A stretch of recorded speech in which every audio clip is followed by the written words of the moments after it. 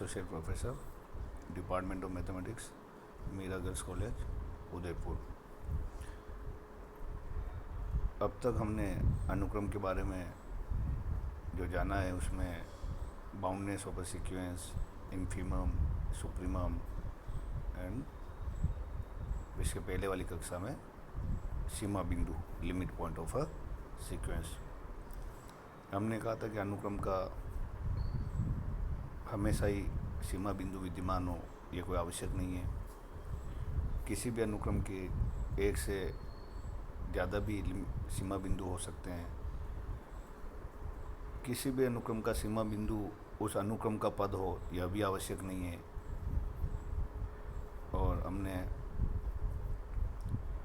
यदि कोई bounded sequence है, परिबद्ध अनुक्रम है, तो उसका कम से कम एक सीमा बिंदु अवश्य होगा।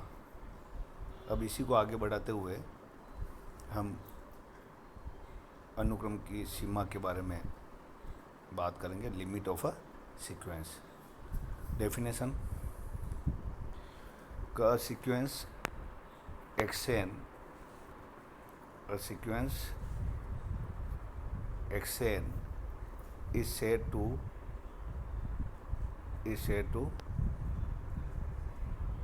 have a limit. xn is said to have a limit if for sufficiently large values of n.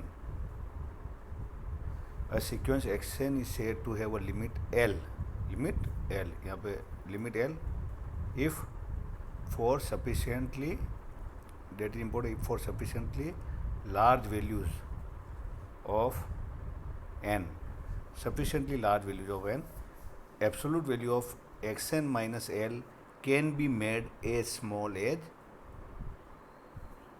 we please, can be made as small as. Okay कि माना xn कोई वास्तविक अनुक्रम है और L एक वास्तविक संख्या है, तो L xn की सीमा कहलाती है। यदि किसी दिए एप्सिलॉन ग्रेटर देन 0 के सापेक्ष ऐसा प्राकृत संख्या n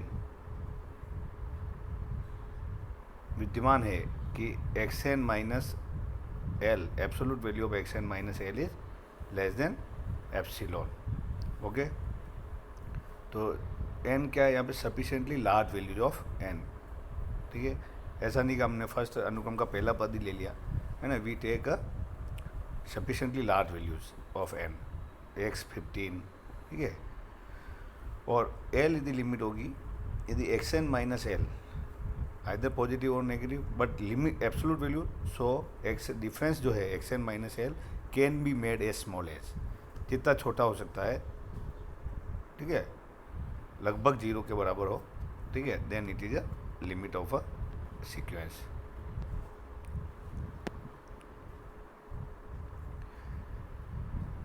सिंबॉलिक रूप में इसे किस तरह से लिखा जाता है? Limit n tends to infinity xn equal to l, या LIM xn, limit xn equal to l से अपन व्यक्त करते हैं।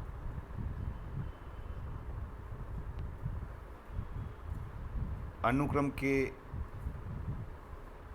इस प्रकार समझा जाता है कि अनुक्रम की nवें पद तथा l के अंतर का मापांक n के एक मान n नॉट के पश्चात इच्छानुसार न्यून बनाया जा सकता है। ओके, तो कम से कम एक न्यूनतम मान अपन n नॉट ले लिया, तो n greater than n not xn माइनस l की absolute value less than epsilon. ठीक है, अनुक्रम की सीमा तथा सीमा बिंदु की परिभाषा से यह सफलतापूर्वक देखा जाए कि सीमा इसकी सीमा बिंदु भी होती है, किंतु विलोम सदैव सत्य नहीं है। विलोम सदैव सत्य नहीं है।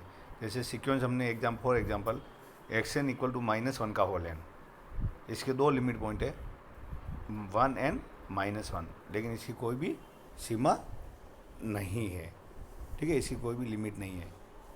Okay,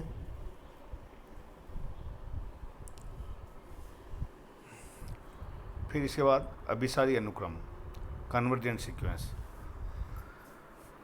A sequence xn is called convergent if its limit is finite. Its limit is finite, then we say that it is a convergent, यानी L is finite, L is finite। का अनुक्रम एक्स एन अभिसारी कहलाती है यदि इसकी सीमा परिमित है, ठीक है। Limit N tends to infinity X N equal to L and L is finite, then means L exist, ठीक है, then it is a convergent. और से साधारण भाषा में हमने कहा कि एल जो है परिमित हो, एल जो है फाइनाइट हो। एग्जैक्ट डेफिनेशन क्या होगी? A sequence X N converges to any number, real number L, if for given epsilon greater than 0 there exist N naught belongs to N depending upon epsilon such that absolute value of x N minus L is less than epsilon when N greater than N naught for every N greater than N naught. तो हमने वही कहा है कि sufficiently large values of N, sufficiently large values of N, और हमने क्या दिया कोई कि हमने मिनिमम वैल्यू जब वो एन नॉट ली तो N greater than N naught है तो उस समय एक्स एन माइनस एल जो क्या है less than epsilon when N for every N greater than N naught. Okay, जैसे इसका कोई एक एग्जांपल लेते हैं। आपको बताना है कि sequence X N where X N equal to 1/2 की पावर एन कन्वर्जेस टू 0, ठीक है, कि इसकी लिमिट जो है वो क्या है 0 है। तो हमने क्या कहा, हमारी डिफरेंस का X N minus L is less than epsilon, तो हम एप्सिलॉन फाइंड आउट करते हैं। तो क्योंकि कन्वर्जेस टू 0 तो एक्स एन माइनस 0 की absolute value is equal to 1/2 की पावर एन, एक्स एन की वैल्यू क्या 1/2 की power n. For epsilon greater than 0 के लिए absolute value of x N minus 0 is less than epsilon कब होगा? जब 1/2 की power n is less than epsilon. तो वी आर फाइंडिंग एन, ठीक है, मीन्स 2 की power n is greater than 1/एप्सिलॉन। Okay, absolute value of x N minus 0 is less than epsilon यदि 2 की पावर एन ग्रेटर देन 1/एप्सिलॉन। Taking log to both side, x N minus 0 is less than epsilon if taking log 2 की power n greater than log 1/एप्सिलॉन, means n log 2 है ना, log m की power n क्या होता है n log m, तो log 2 की पावर n क्या होगा n log 2 greater than log 1/एप्सिलॉन, ठीक है, means n greater than n log 2 यानी n ग्रेटर देन log 2 नीचे चला जाएगा log 1/एप्सिलॉन upon log 2, okay, n greater than. इसको अपन यदि n नोट से रिप्रेजेंट कर लें तो हमें अब डेफिनेशन क्या, इस प्रकार प्रत्येक एप्सिलॉन ग्रेटर देन 0 के लिए there exist n not just greater than log 1/एप्सिलॉन log 2 बिलोंग्स टू n, और जस्ट ग्रेटर देन इसलिए कहा कि हो सकता है log 1/एप्सिलॉन अपॉन log 2 नेचुरल नंबर नहीं हो, तो इससे जस्ट बड़ा जो है नेचुरल नंबर ले लिया हमने n naught belongs to n। इस प्रकार है कि absolute value of x N minus 0 is less than epsilon for every n greater than n naught. तो ये हमने दिखाया कि आपको n नोट इस तरह से लेना है क्योंकि n ग्रेटर देन log, पीछे क्या देखा हमने, n ग्रेटर देन log 1/एप्सिलॉन to log 2, n greater than log 1/एप्सिलॉन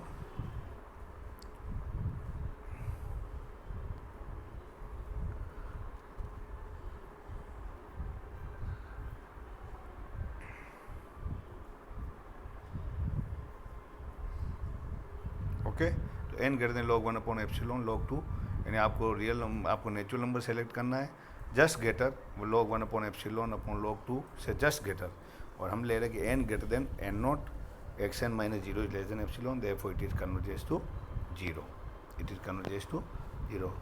now divergent, when जो लिमिट l जो है आपकी अपसारी अनुक्रम किसको कहते हैं? अपसारी कहलाती है यदि limit n tends to infinite X N परिमित नहीं हो, यानी l की वैल्यू प्लस इनफाइनाइट हो या माइनस इनफाइनाइट हो, तो ऐसे केस को, इस तरह की सीक्वेंस को क्या कहेंगे? डाइवर्जेंट अपसारी, डाइवर्जेंट अपसारी is called divergent, action is called divergent if there exist n naught belongs to n for each k greater than 0 however large may be such that xn greater than k, कोई भी sequence divergent होगी कि कितना भी बड़ा ले लो आप, xn जो है ग्रेटर देन के है, X N greater than K for every N belongs to N, for every N naught belongs to N. जैसे अनुक्रम एन स्क्वायर लिया 1 4 9, ठीक है, तो लिमिट जब इसकी ली तो क्या होगी, इनफाइनाइट। -2 की पावर एन लिया, ठीक है, -2 की पावर 1, -2 की स्क्वायर यानी 4, ठीक है, तो -2 की पावर एन क्या हो गया आपके पास, माइनस इनफाइनाइट, ठीक है। तो इस तरह से ये डाइवर्जेंट सीक्वेंस है, एक प्लस इनफाइनाइट है, एल की वैल्यू क्या आ रही है, plus infinite when you are taking limit. Oscillatory दोलनी अनुक्रम, ठीक है ना, जो दोलना माने जो ऑसिलेट करती है दो वैल्यू के बीच में, a sequence which is neither convergent not divergent is called oscillatory, oscillatory sequence. जो अनुक्रम ना तो अभिसारी है ना ही अपसारी है, वो आपकी क्या कहलाएगी, दोलनी अनुक्रम में। तो दोलनी अनुक्रम परिमित अपरिमित रूप से दोलन करती है अथवा अपरिबद्ध हो।